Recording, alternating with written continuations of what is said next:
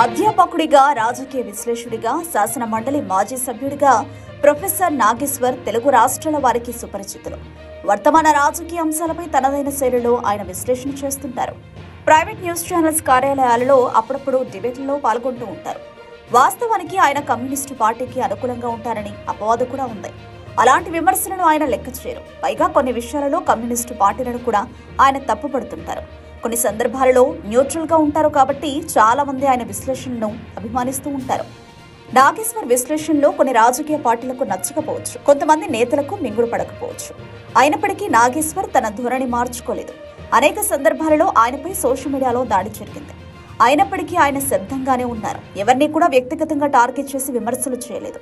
అయితే ఇప్పుడు ప్రొఫెసర్ నాగేశ్వర్ తొలిసారి గొంతు విప్పారు. అది కూడా తనకు బెదిరింపులు వస్తున్నాయని, అంతం చేస్తామని ఇబ్బంది పెడుతున్నారని వాపోయారు. ఇలాంటి వాటికి తాను బెదిరిపోనని, మంగళగిరి ఎమ్మెల్యే నియోజకవర్గం నుంచి ఈ తరహా బెదిరింపులు ఎక్కువైపోయాయని నాగేశ్వర్ అన్నారు. అంతేకాకుండా సందేశాలు పంపించి అంతం చేస్తామని బెదిరిస్తున్నారని నాగేశ్వరరావు వాపోయారు.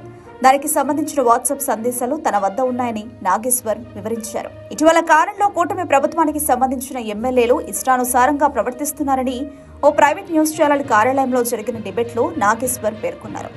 అందులో కొంతమంది ఎమ్మెల్యేల వ్యవహార శైలి బాగాలేదని, వారి అనుచరులు ఇష్టానుసారంగా ప్రవర్తిస్తున్నారని, వారు తమ ధోరణి మార్చుకోకపోతే చాలా ఇబ్బంది పడాల్సి ఉంటుందని నాగేశ్వర్ హెచ్చరించారు. వాస్తవానికి ఇలాంటి విశ్లేషకుల మాటలను రాజకీయ నాయకులు సానుకూల కోణంలో చూడాల్సి ఉంటుంది. కానీ కొంతమంది నాయకులు మాత్రం వీటిని వ్యతిరేక కోణంలో చూస్తూ ఉండడంతో వివాదం ఏర్పడుతోంది. అయితే ఎమ్మెల్యేలు అలా ఉంటే వారి అనుచరులు మరొక అడుగు ముందుకేసి ఏకంగా బెదిరింపులకు పాల్పడుతున్నారు. ఆ జాబితాలో ప్రొఫెసర్ నాగేశ్వర్ ఉండడం ఆందోళన కలిగించే విషయం. వాస్తవానికి నాగేశ్వర్ చేస్తున్న సూచనను సానుకూల కోణంలో చూసుకుంటే కూటమి ప్రభుత్వానికి బాగుంటుంది. తప్పులు ఎవరైనా చేస్తారు, అది మానవ నైజం కూడా. అంతోటి దానికి తప్పులు ఎత్తి చూపిన వ్యక్తులను విమర్శించడం, వ్యక్తిగతంగా లక్ష్యంగా చేసుకోవడం అనేది సరైన చర్య కాదు. ఇప్పటికైనా కూటమి ఎమ్మెల్యేలు తమ ధోరణి మార్చుకుంటే మంచిది. లేకపోతే ఇటువంటి విధానాలు భవిష్యత్తు కాలంలో ఇబ్బందికి గురి చేస్తాయి. గడిచిన 5 సంవత్సరాలు ఎలా ఉందో ఏపీ ప్రజలు చూశారు. ఇప్పుడిప్పుడే కాస్త స్వేచ్ఛగా ఉంటున్నారు. ఇలాంటి స్థితిలో వచ్చిన మంచి పేరును కూటమి ఎమ్మెల్యేలు ఇలా పోగొట్టుకుంటుంటే మాత్రం దీర్ఘకాలంలో నష్టాన్ని ఎదుర్కోక తప్పదని రాజకీయ విశ్లేషకులు అంటున్నారు. వీని చంపేయాలి అని చెప్పి పెట్టాడు.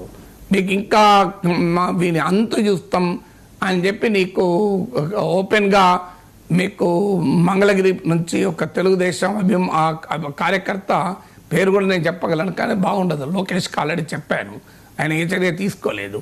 నేను చంపేస్తామని చెప్పి బెదిరించారు కూడా. రేపు ఎప్పుడన్నా పొరపాటున నాకు ఏ ప్రమాదం జరిగినా, యాక్సిడెంట్ జరిగినా వాడే మొదలు ఫస్ట్ కేసు పడుతుంది. ఎందుకంటే నా దగ్గర మెసేజ్ కూడా వాట్సాప్లో ఉంది, ఇప్పటికీ కూడా ఉంది. So I can even show that message also. చాలా అద్భుతం.